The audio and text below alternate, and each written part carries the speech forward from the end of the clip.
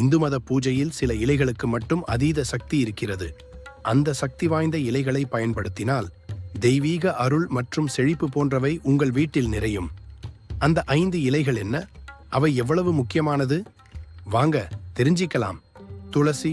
துளசி மகாவிஷ்ணுவிற்கும் லக்ஷ்மி தேவிக்கும் உகந்த இலையாக கருதப்படுகிறது.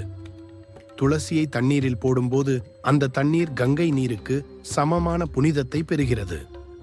இதன் நுனி பிரம்மாவாகவும் நடுப்பகுதி விஷ்ணுவாகவும் கீழ்ப்பகுதி சிவனாகவும் கருதப்படுகிறது. வில்வம். வில்வத்தின் இலைகள் சிவபெருமானின் அம்சமாக கருதப்படுகிறது. வில்வ இலை கொண்டு சிவனை பூஜித்தால் 7 ஜென்ம பாவங்களும் போகும். மேலும் 1,00,000 மலர்களை கொண்டு சிவபெருமானை பூஜித்த பலன் நமக்கு கிடைக்கும். அருகம்புல். அருகம்புல் வைத்து விநாயகரை பூஜிப்பதன் மூலமாக காரியத்தடை நீங்கும். நம்மை சுற்றியுள்ள சூழ்ச்சிகள் அகலும்.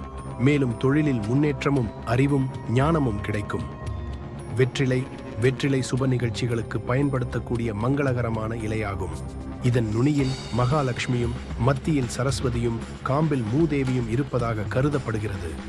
வெற்றிலை கொண்டு தீபம் ஏற்றி முருகர் வழிபாடு செய்யும் போது முருகரின் அருளும் ஆசியும் நமக்கு கிடைக்கும். ஆஞ்சநேயருக்கு வெற்றிலையை வைத்து பூஜை செய்யும் போது காரியத்தடை நீங்கி வாழ்க்கையில் பெரிய முன்னேற்றம் ஏற்படும். மருதாணி. மருதாணி இலை யமதர்மனிடம் அருளும் ஆசியும் பெற்றதாகும். மகாலட்சுமியின் அம்சம் கொண்டதாகும். மருதாணி இலையை கொண்டு வீட்டில் பூஜிக்கும் போது கணவன் மனைவியிடையே ஒற்றுமை ஏற்படும். கணவனுடைய ஆயுள் அதிகரிக்கும். துர்மரணம் அகால மரணம் ஏற்படாது.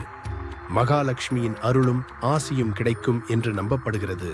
இந்த 5 சக்தி வாய்ந்த இலைகள் தெய்வ அருளை மட்டுமல்ல, உங்கள் வாழ்வில் சகல நன்மைகளையும் கூட்டும்.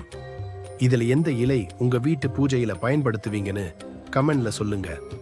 இந்த வீடியோ உங்களுக்கு பிடிச்சிருந்தா ஒரு லைக் பண்ணுங்க. உங்கள் நண்பர்களுக்கும் ஷேர் பண்ணுங்க. இன்னும் இது போன்ற தெய்வீக தகவல்களுக்கு நம்ம சேனலை சப்ஸ்கிரைப் பண்ணவும் மறக்காதீங்க.